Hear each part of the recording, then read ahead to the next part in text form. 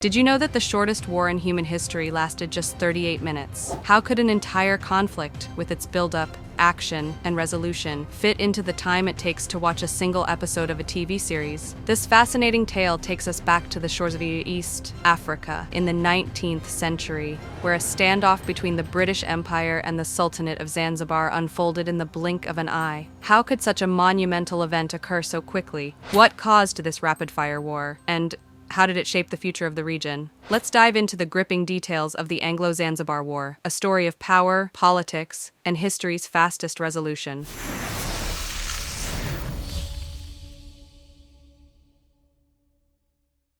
To understand the events leading to this brief yet impactful conflict, we need to explore the colonial and political context of the late 19th century. Zanzibar, an island off the coast of present-day Tanzania, was a powerful hub for trade and culture. The Sultanate's wealth stemmed primarily from its position as a center for the lucrative spice trade and a key stop along East Africa's slave trade routes. Zanzibar's bustling ports welcomed merchants from Arabia, India, and Europe, making it a center of commerce and diplomacy. By the late 1800s, European powers had begun carving up Africa in what is now known as the Scramble for Africa. This era was characterized by aggressive colonization, with European nations vying for territorial dominance. Britain, with its global empire, sought to control Zanzibar due to its strategic location and economic importance. In 1890, Zanzibar became a British protectorate. While the Sultan retained some authority, the British exerted significant influence over the island's politics and trade. This dual arrangement created an uneasy balance of power, one that was destined to be disrupted.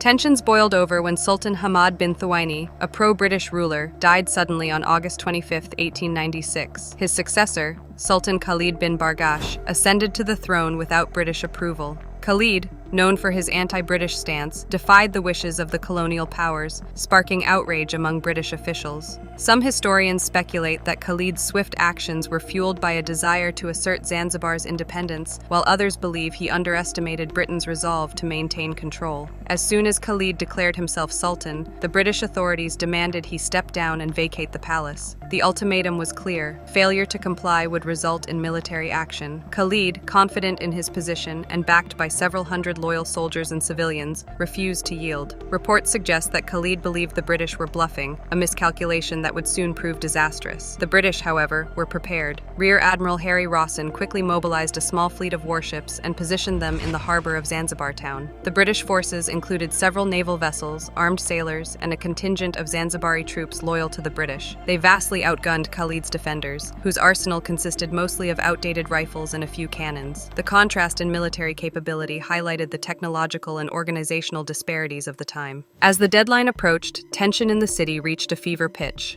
Merchants shuttered their shops, and civilians fled the area around the palace. The ultimatum expired at precisely 9:00 a.m. on August 27, 1896, and the British forces immediately sprang into action. On the morning of August 27, 1896, the British issued their final warning: Khalid must abdicate by 9:00 a.m. or face the consequences. When the deadline passed without compliance, the British warships opened fire on the palace. What followed was a barrage that lasted less than 40 minutes. British shells rained down on the Sultan's palace, reducing much of it to rubble. Khalid's forces attempted to fight back but were hopelessly outmatched. Within minutes, the Sultan's flag was torn down, signaling surrender. The bombardment was described by witnesses as a deafening and relentless assault. Smoke billowed over the harbor, and the sound of cannon fire echoed across the city. Khalid's forces, composed of hastily assembled volunteers and palace guards, could do little against the advanced weaponry of the British Navy. Despite their numerical advantage, their lack of training and outdated equipment rendered them ineffective. Khalid himself fled the palace and sought refuge in the German consulate, leaving his followers to face the aftermath. By 9:38 a.m., the conflict was effectively over. The British had achieved their objective with minimal casualties. One British sailor was injured,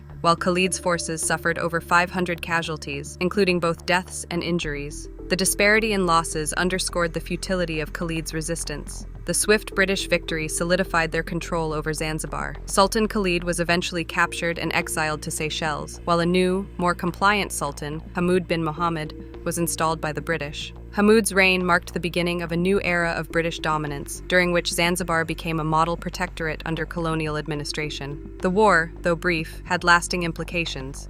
It marked a turning point in the region's history, symbolizing the peak of British dominance in East Africa. Zanzibar's role as a slave trade hub also came to an end, as the British pushed forward with their anti-slavery agenda. The abolition of the slave trade, a key objective of British colonial policy, reshaped the island's economy and social structure. Beyond the immediate consequences, the Anglo-Zanzibar War served as a stark reminder of the imbalance of power during the colonial era. It highlighted the extent to which imperial powers were willing to use force to maintain their influence. The war also became a historical footnote, often cited as an example of the absurdity of colonial conflicts and the disproportionate use of military might. The war that lasted just 38 minutes may have been short, but its significance echoes through history. Imagine the emotions on that fateful morning, the rising tension as the ultimatum loomed, the chaos of the bombardment, and the silence that followed the surrender. It serves as a stark reminder of the imbalance of power during the colonial era and the lengths to which empires would go to secure their interests. The Anglo-Zanzibar War is not just a trivia fact, it's a story of resistance, dominance, and the rapidly shifting tides of history.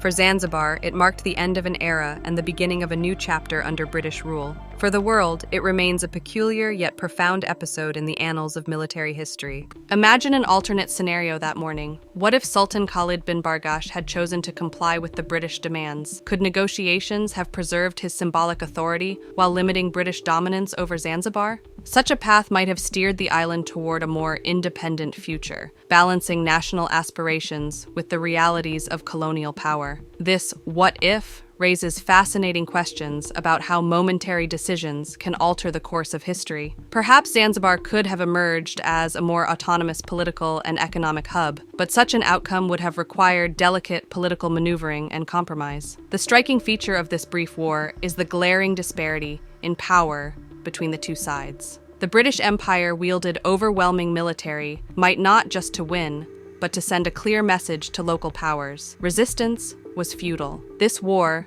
more political than military in nature, exemplifies the challenges smaller states face when confronting global superpowers. It underscores the importance of understanding the balance between ambition and capability. For Zanzibar, the war highlighted the futility of traditional resistance in an era of imperialism. For the world, it remains a reminder that non-traditional strategies, diplomacy, and alliances are crucial when countering forces of vastly superior power. Now, we pose the question to you. If you had just 38 minutes to make an impactful decision, what would you do? Share your thoughts in the comments, and let's discuss how moments of action can shape our lives and the world around us. And don't forget to subscribe for more captivating stories from history's most fascinating events.